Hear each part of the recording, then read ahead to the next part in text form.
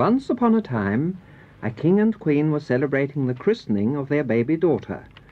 They had chosen 7 lovely fairies to be godmothers to the baby princess, and each fairy had come with gifts for the baby princess, wonderful gifts like beauty and goodness and wisdom. You shall be merry and loving, with wisdom, goodness, and grace, gentle and fond of giving, with beauty of mind and face.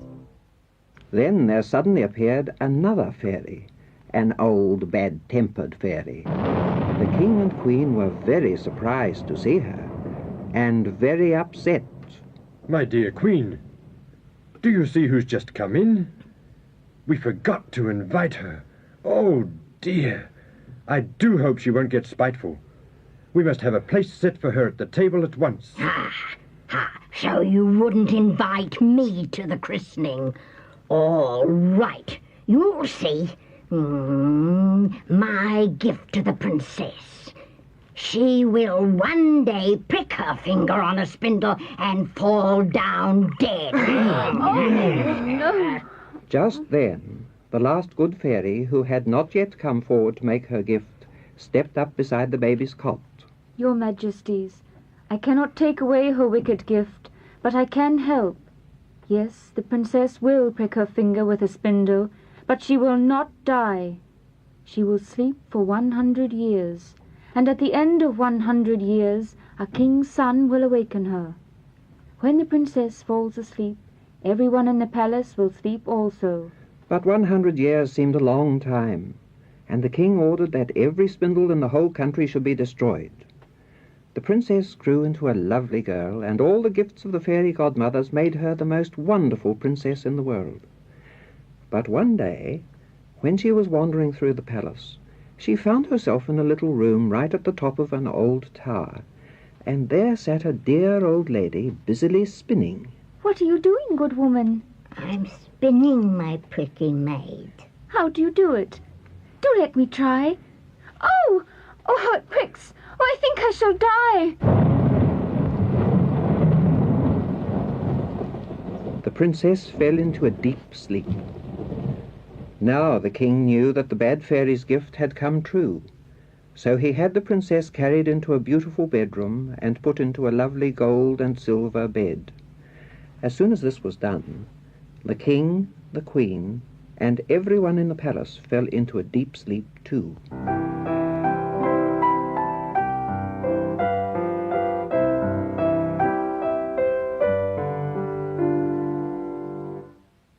At the end of 100 years, a handsome prince came riding by the palace, which by now was hidden behind a very thick and prickly hedge.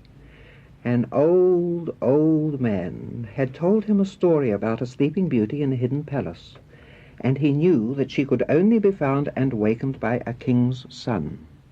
Many brave princes had tried to break their way through the thick, prickly hedge, but as it was a fairy hedge, its boughs could not be forced apart. The prince saw the towers of the palace rising above the hedge of thorns, and felt sure that he was the one chosen to break the wicked old fairy's spell of 100 years.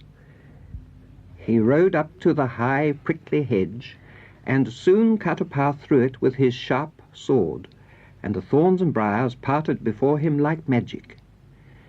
He walked through the silent palace, past the sleeping pigeons on the wall, past the sleeping horses and dogs in the stables, past the guards sleeping at the doors and the servants sleeping in the hall, the ladies and gentlemen of the court, and the king and queen themselves, all deep asleep, some standing and others lying or sitting.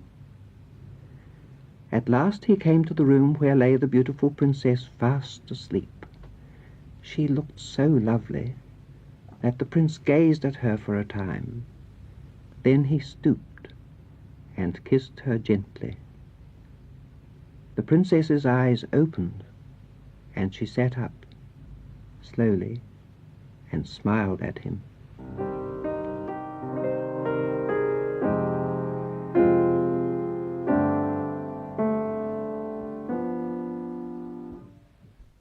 it you, my prince? I have waited for a long, long time. Then everyone in the palace awoke and looked round them in wonder. The king and queen kissed their lovely daughter and welcomed the handsome prince. The servants quickly prepared a wonderful feast, and the palace was again filled with gay, happy sounds. Violins and flutes, which had not been played for 100 years, made gay and lovely music, and everyone talked and talked.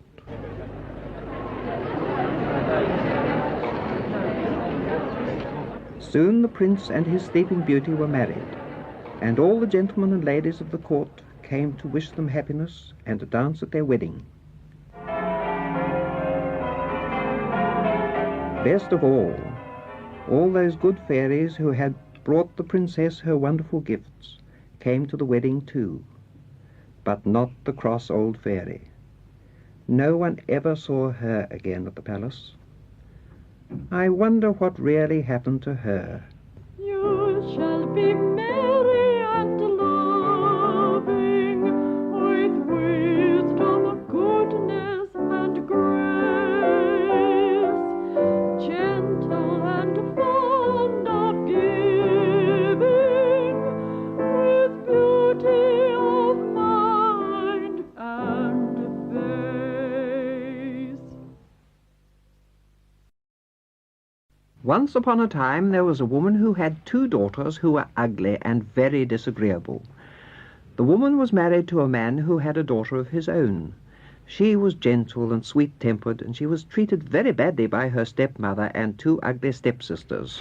Cinderella, hurry up, scrub that floor, and you haven't made up the fire, you lazy girl. The 2 stepsisters were very excited about their new dresses for a great ball which the king's son was giving. They practiced their dancing steps and tried on their dresses and laughed at Cinderella because she had no dress in which to go to the ball, and she was very sad. The 2 ugly sisters and their mother were ready at last for the ball, and drove off in their fine coach, still laughing at poor Cinderella, giving her orders about tidying up the mess they had left and keeping the fire going until they returned. Now pick up those shoes and the petticoats, Cinderella. Oh, you do look dowdy in your old dress. Just look at my beautiful blue dress and my wonderful new shoes. Come along, my darling girls. I'm sure the prince will fall in love with both of you. Cinderella, go inside at once and finish your work. Oh, how I wish I could go to the ball and see the prince dancing with you. You at the ball? Oh, did you hear that? Cinderella went back to the fire with tears in her eyes. Oh, but I do wish I could. Oh, dear. I know what you wish, Cinderella. You wish to go to the ball. Who are you? I am your fairy godmother, dear. Your wicked stepmother never told you, but before your own mother died, she asked me to be your fairy godmother. Now dry your eyes and do as I say. Yes, godmother, of course. Fetch me a pumpkin from the garden and the big mousetrap from the kitchen. Very soon Cinderella was back with the pumpkin and a big mousetrap with 8 mice in it. Now watch, Cinderella. As I touch the pumpkin with my magic wand, see, it has turned into A beautiful golden coach. But Wait! As I touch each of these little grey mice, they will change too. 6 of them will be grey horses for your coach. See, and 2 of them will be your fine coachmen in splendid uniforms.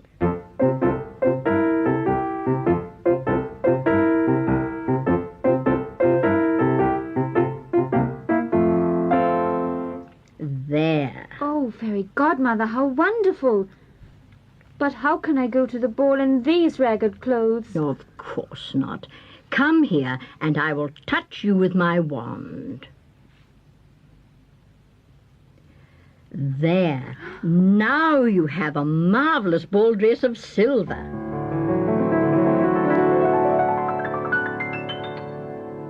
And jewels in your hair. Wait. There.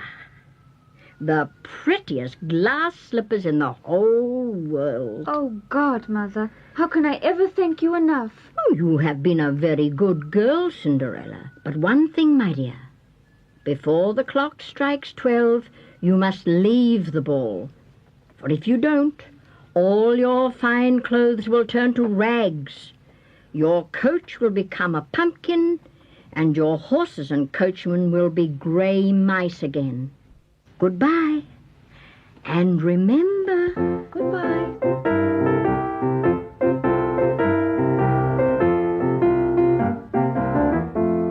Cinderella soon arrived at the ball, and there was the prince himself to greet her and lead her into the great hall. Everyone stopped dancing and gazed at the beautiful stranger, for nobody, not even the two ugly sisters or their mother, recognized her. Beautiful lady, may I have this dance with you? Thank you. Yes, Your Highness. The prince danced every dance with Cinderella, and she sat next to him at supper. She was having such a wonderful time that she got a great shock to hear the big clock start to strike 12. She ran across the ballroom and down the steps and through the garden. The prince hurried after her. Come back! Come back! She's gone. I must find her. I love her and I want to marry her. But all he found was a pretty little glass slipper which had fallen from her foot on the staircase. No one had seen anything in the garden but a pumpkin rind, some grey mice scampering away, and a ragged girl running fast. For days everyone talked about the ball, the prince, and the beautiful stranger. They heard that the prince vowed he would marry the girl who could wear the glass slipper he had found. Every girl tried it on. The two ugly sisters tried. They squeezed and pushed, but their feet were too large. Oh, how it hurt! May I try it on? You, Cinderella, certainly not. Go away. Ridiculous. Impertinence. Go back to your cinders. But the prince said every girl should try it on. Please give it to me. Of course, when Cinderella tried it on, the glass slipper fitted perfectly. And when she took the second slipper from her apron pocket, everyone was astonished. did you see? Oh, did you goodness. get? Oh, So it was marvelous. Look. Fortunately, the fairy godmother appeared and changed her ragged clothes into a pretty dress. The prince came to the house and asked Cinderella to marry him. Soon they were married, and Cinderella was so sweet and gentle that she forgave her selfish stepsisters and their mother and invited them to her wedding. And the wedding bells rang out happily for Cinderella and her prince.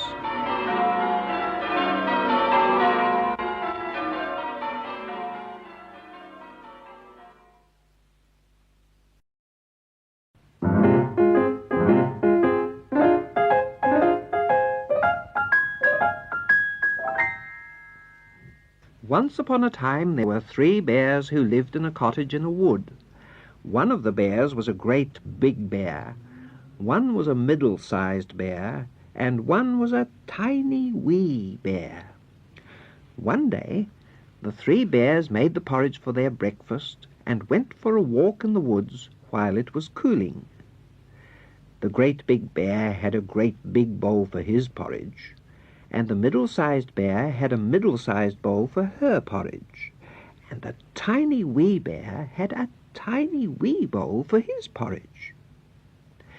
While the bears were out, a pretty little girl called Goldilocks, who lived in a house near the wood, came to their cottage, and she saw the door was open and peeped inside. There she saw a table with 3 bowls of porridge on it. Goldilocks could see no one about, and she was feeling very hungry, so she went into the cottage. First, she tasted the porridge in the great big bowl with a great big spoon. Ooh, that's far too hot. It burned my tongue. Then she tasted the porridge in the middle-sized bowl with a middle-sized spoon. Ooh, that's salty. I don't like it. And last she tasted the porridge in the tiny wee bowl with a tiny wee spoon. That's nice. Neither too hot nor too cold. I'll eat it all up, every drop. Goldilocks felt tired now, so she looked around, and then she saw 3 chairs. One was a great big chair, one was a middle-sized chair, and one was a tiny wee chair. First she sat in the great big chair. This chair is too hard for me. Then she sat in the middle-sized chair. This chair is too soft for me. At last she sat in the tiny wee chair. This chair is just right. Neither too hard nor too soft, but very comfortable. So she went on sitting on it, till suddenly the bottom of the chair fell out, and she found herself sitting on the floor. Oh dear! This tiny wee chair was not made for someone as big as me. Goldilocks felt very sleepy now, so she looked round the room and saw some steep stairs, and she thought to herself. I'll go upstairs now. So she went upstairs and into a little bedroom. There she saw 3 beds. One was a great big bed, one was middle-sized, and one was a tiny wee bed. First she lay down on the great big bed. Oh, this bed is too high at the head for me. Then she lay down on the middle-sized bed. Oh, this bed is too low at the foot for me. At last she lay on the tiny wee bed. This bed is just right. Neither too high at the head nor too low at the foot. Just right for me to rest on. Oh. So Goldilocks went on lying on the wee bed until she fell fast asleep.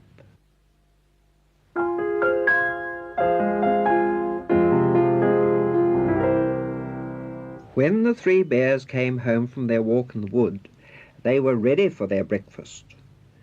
First the great big bear saw his great big spoon standing in his porridge in his great big bowl. Someone's been tasting my porridge. He roared in his great gruff voice.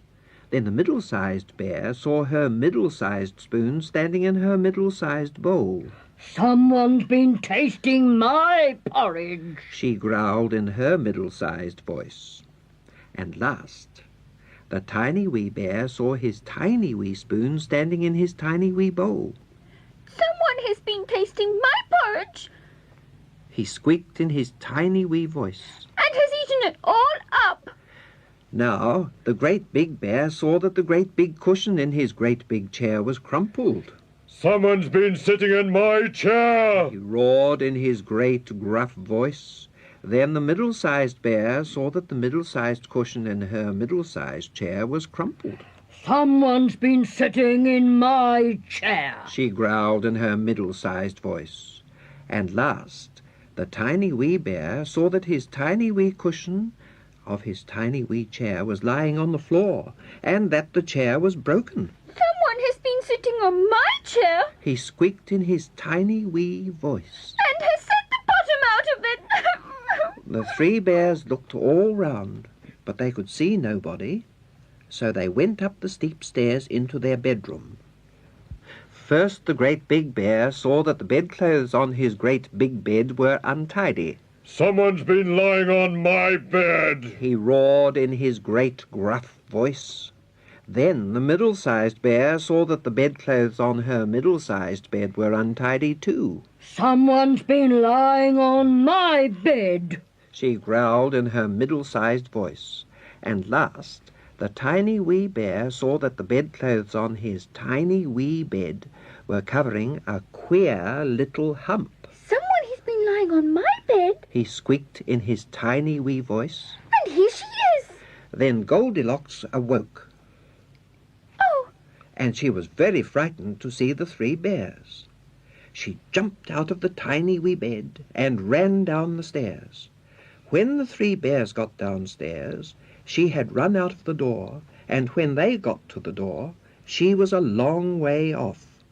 And though they ran and ran and ran, they did not catch her, for she had run through the wood and was safe with her mother and father at home. So the 3 bears went back to their cottage and tidied up, and made some fresh porridge and had their breakfast.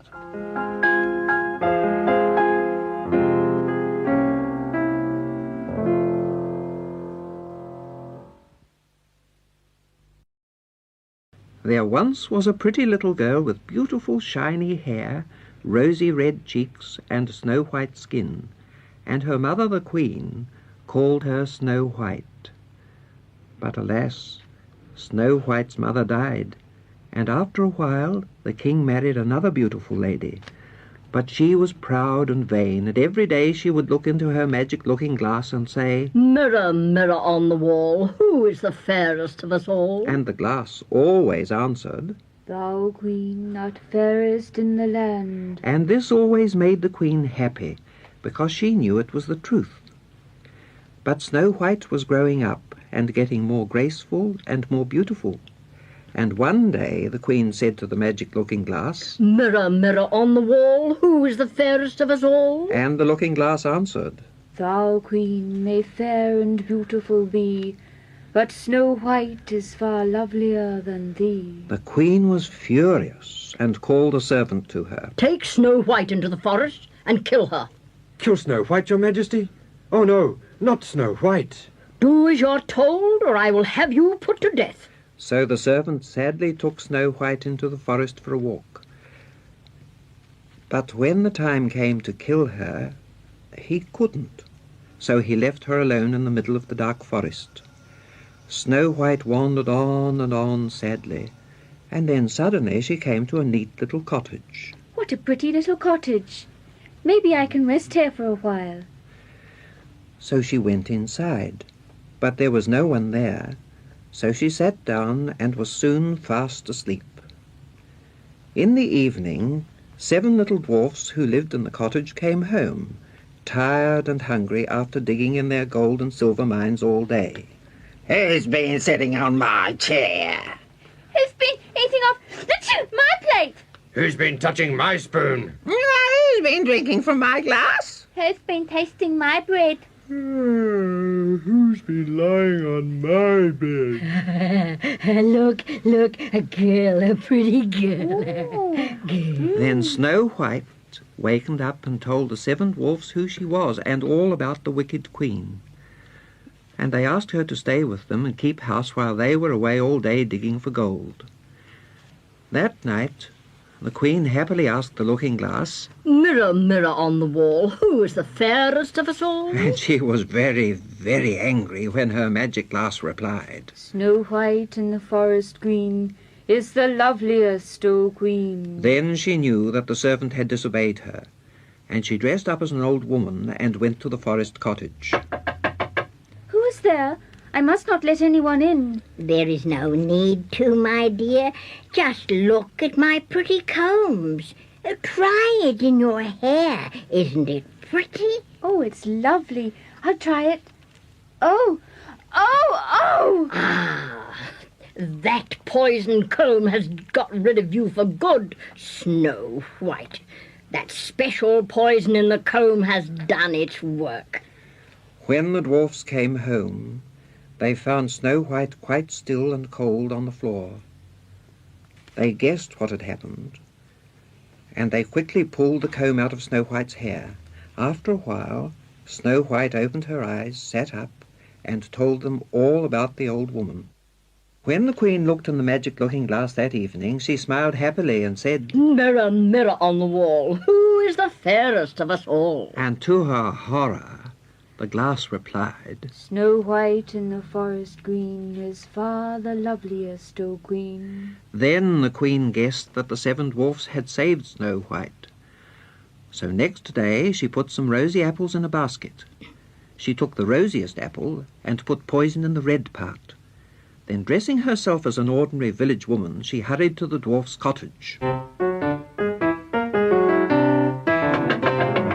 Who is there? The dwarfs told me not to open the door to anyone. That's right, pretty lady. I'm just an old woman from nearby village selling rosy apples. Just look at this one. See? I break it in half, juicy and fresh. I bite this green part, and you try the rosy half. Oh, thank you. Oh no! Oh! Ha! This time, Snow White, one bite of the rosy poisoned apple. Now you are dead at last, at last. Now the glass will tell me true.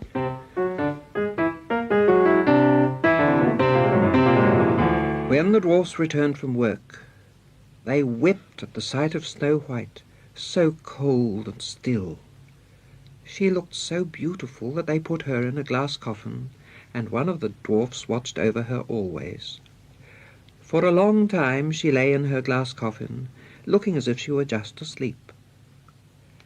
Some time afterwards a handsome prince riding through the forest saw Snow White, and begged the dwarfs to let him take her in her glass coffin to his beautiful palace.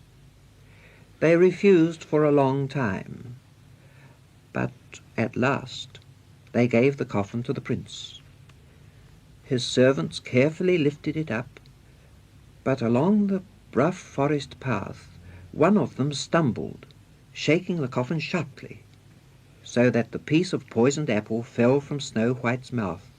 Her eyes opened, and she looked round her.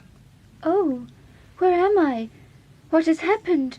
The old woman. You were poisoned, dear Snow White, by the wicked queen dressed as the apple woman. The kind dwarfs have taken good care of you, but now I want you to come to my palace, and if you will marry me, I will take care of you. Snow White was very happy that after all her troubles everything had turned out so well, and soon the guests were gathering for the wedding celebrations, including the very excited dwarfs dressed in their best. The wicked queen was dressing for the wedding. She did not know who the bride was, but she confidently went to her looking-glass once more. Mirror, mirror on the wall, who is the fairest of us all? Thou, queen, may be beautiful to see, but Snow White is far lovelier than thee. Today the bride of a prince shall be, the fairest in the land to see. The queen was furious. She choked with rage and stamped with fury, and then she fell down dead. And Snow White and her prince lived happily ever after.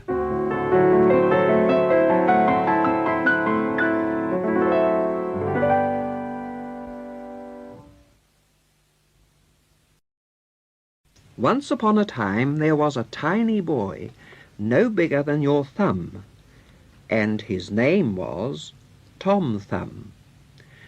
Tom's father was a woodcutter, and they lived at the edge of the great blue forest. Tom had great fun riding high on the back of a butterfly, sliding down the shiny leaves of daffodils, or chasing little beetles. In the evenings he played with his toys. His toy soldiers marched up and down. His jack-in-the-box popped up and down. His toy animals raced round and round under the chairs. Sometimes he would get astride his tame mouse, and waving a piece of cobweb above his head, he would chase a beetle or a grasshopper. Begone, monster, or Tom Thumb, defender of the people of this land, will slay thee dead. Oh, what's the use? I'm too tiny to do anything brave. Father, how could anyone as small as I am do anything brave and heroic and important? Tom Thumb, my son, it's not a man's size that counts. It's the size of his good deeds. Oh, I'll never be a hero. I'm too tiny. Cheer up, Tiny Tom Thumb, your chance to be brave will certainly come. Tiny folk can be brave when they need. It's not his size, it's the size of his good deed.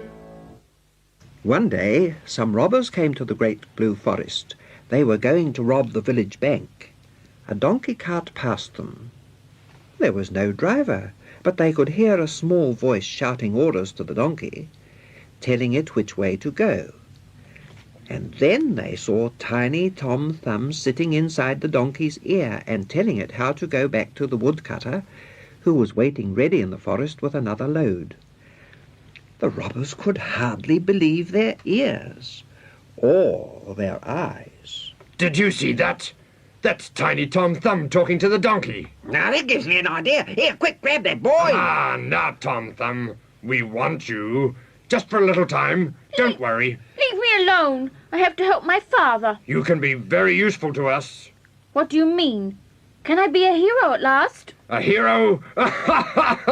Oh, yes, you can be a hero. Now, come along with us to the village bank. Just round the back here. See that grating? What grating? That one down to the underground places? Yes. Can you squeeze down there through that grating? I think so. But why should I? Never mind why. Just you get down there. Go on, get down there. But what for? There are lots of little bags down there. Just hand them up through the grating to us. Come on, my boy. Down you go. Don't push me. Oh, it's pretty dark down here. What's in all these little bags? Come on, hand the bags up as fast as you can go. Come on now, you hero, or it'll be the worse for you. That's better. Now the next bag. Hurry, hurry. For a long time, Tom passed the bags up to the robbers through the grating. But he was very sad. By now he had realized that the robbers were making him steal from the bank, and he knew that that was not the way a hero behaved. Heroes didn't rob people. So Tom Thumb called out to the robbers that there were no more bags left. They were very angry because they didn't believe him. Tom thought the robbers might leave him down there under the ground and ride away, which is just what they thought of doing. So he called out that he was sending up the last 2 bags. Then he hid in one empty bag, and when the robbers squeezed the bags through the grating, he jumped out quickly and ran away and hid in a dark little mouse hole. After looking round for Tom a little while, the chief robber said they must hurry away. Never mind about Tom Thumb. We'll get away. Are all the bags of gold safely fastened on? Well, up and away then, back to our hideout, or the guards will be after us. The robbers galloped away with the gold bags, and then quite suddenly, the chief robber's horse began to behave in a most unusual way. He slowed down, and then wheeled round, and galloped right back towards the village, the other horses following him. In spite of the shouts and the kicks of the robbers, the horses didn't stop until they were back at the bank and found themselves surrounded by all the villagers, the guards and the mayor. The guards quickly captured them and took the bags of money back to the bank. Just as they began to leave, Tom Thumb himself appeared. He had been hiding in the ear of the chief robber's horse, and had been giving it all the directions to return to the village. The villagers cheered, and the mayor said, Tom Thumb, you are a very brave boy. You may be small, but you are a hero. Let me give you this medal for bravery. It is not a man's size that counts, but the size of his deeds. Hurrah for Tom Thumb!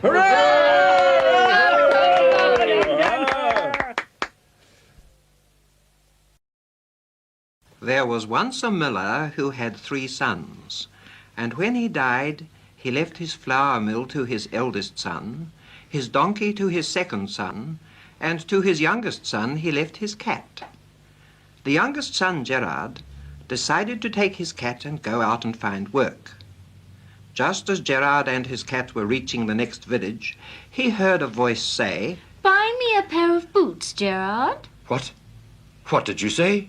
Did you speak, Puss? Certainly. Buy me a pair of boots.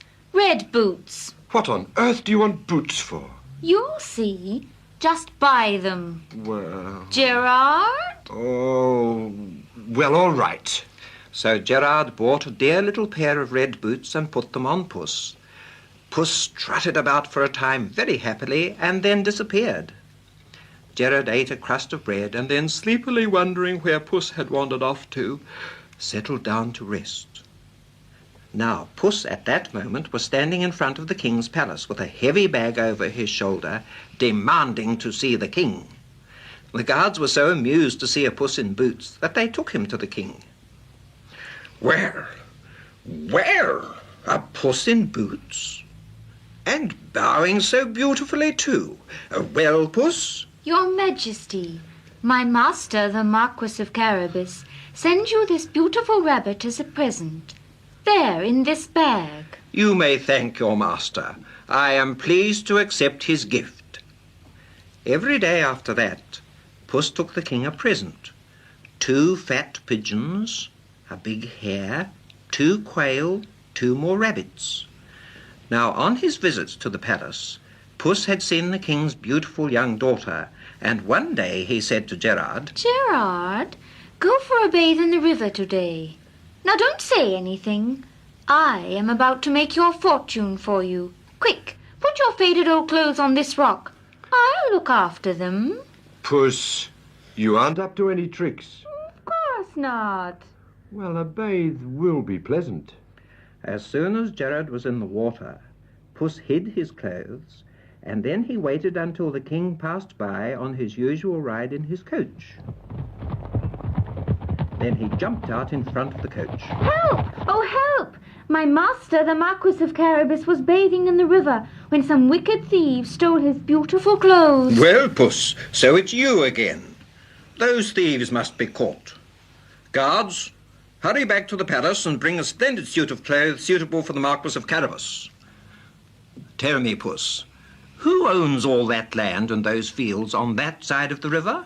Why, the Marquis of Carabas, sire. When the guards returned with the clothes, Puss took them to Gerard, who was shivering on the river bank. Oh, so here you are, Puss. What kind of a game are you playing? You stole my clothes. Bring them back at once. These aren't mine. These are fit for a king. They did fit a king. They should now fit a marquis. The Marquis of Carabas. Stop your nonsense, Puss. I'm not the Marquis of Carabas. Be quiet, Gerard. I told you I would make your fortune. Now the king's coach is waiting to take you to his palace. Off with you. I have other business. As soon as Gerard was safely in the king's coach, talking to him and his daughter, the princess, Puss hurried on ahead until he saw some men and women working in the fields, and he spoke to them. To whom do these great fields belong, and that great castle on the hill? They all belong to the magician. Magician? Well, he's an ogre, really. A nasty, cruel master he is, too. He's very rich and very frightening. An ogre, eh? Magician, Well, now listen. I'll be able to rescue you from that wicked ogre. But you must tell everybody who passes you that all these lands in the castle belong to the Marquis of Carabas. Now remember, to the Marquis of Carabas. Then Puss kept running ahead and telling everyone he met to tell all passers-by that everything in sight belonged to the Marquis of Carabas, so that when the king passed by, he was surprised to hear from everyone that the Marquis of Carabas owned so much land and was so rich. But Puss still ran on ahead of them until he came to the largest castle of all, where he rapped at the great door. Well, if it isn't a Puss in Red Boots. Did you knock? My good fellow, take me to your master. Oh, no, I wouldn't dare. He would kill me. Do as I say. And who are you? How dare you come to my door? Most magnificent magician, I have heard of your wonderful magic. I, too, have a little magic. But I understand that you can change yourself into any shape you wish, even into a lion. Could that be true? Indeed it is. Now be off, or I will change you into a lion and eat you. Oh, you are fierce. You are a wonderful magician. But please change back into something else, not a lion. It terrifies me. Could you change yourself into an elephant? Oh, splendid! Now a snake.